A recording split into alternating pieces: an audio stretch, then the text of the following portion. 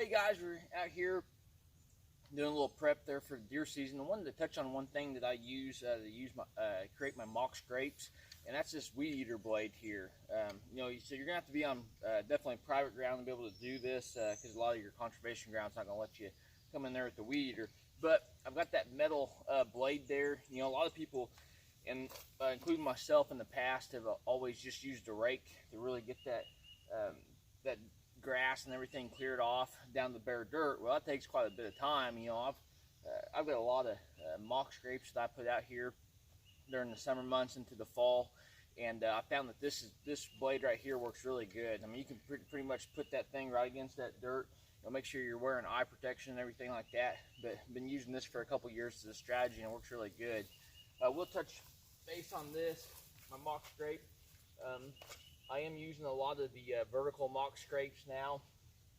I can't remember who I saw those things on YouTube. I believe it's where it was several years back. I remember back in the early 90s, I actually watched several does, and when one, probably 3.5, 4.5-year-old deer come over a vine that I actually cut for a shooting lane, and it just kind of swung up against there.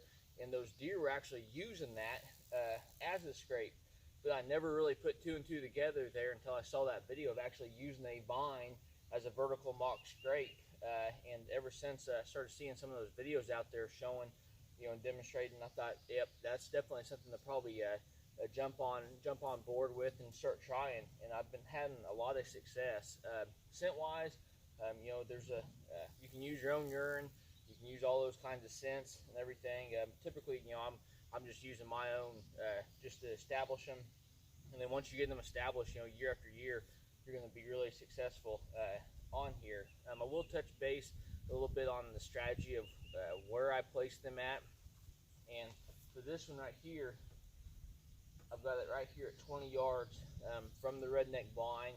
And what I'll end up doing is I'll actually have one back this way, or maybe a couple of them back this way, and then a couple of them back that way, and basically kind of making a straight line where these deer are traveling in and out of, and then try to hit that right there at the midpoint. So typically what I've done in the past is I'll make that mock scrape there where I'm actually going to hunt, and then I'll either do one or two more along that line, and that's really proven to be a pretty effective pattern to get those deer that come from one scrape, you know, and working their way up to where you'd have the shot opportunity.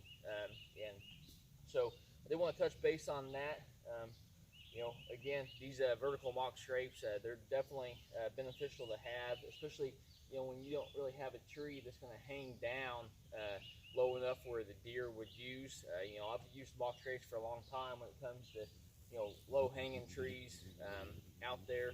And then, you know, as you guys can see, I tend to put them right there about waist high. That way a lot of your deer can get up there. You know, I've seen them up a little bit higher, chest high, but this is typically a pretty good area. That way all your deer can actually get up here, scent check, kind of, you know, tells them what deer are in the area, and then it kind of educates them as well, you know, on whether or not you've got a big mature deer moving through here or not, you know, when you're running your trail cameras over them. We'll probably place a trail camera right through here. One of our mulch-trees, or not our mulch-trees, one of our cutty-back cameras right over in here. Really get this thing isolated, see what mature deer are moving through here, and then maybe jump on one during this fall and hopefully harvesting. So like always, hopefully you guys are getting out there in nature, and best of luck on your guys' upcoming hunting and fishing season.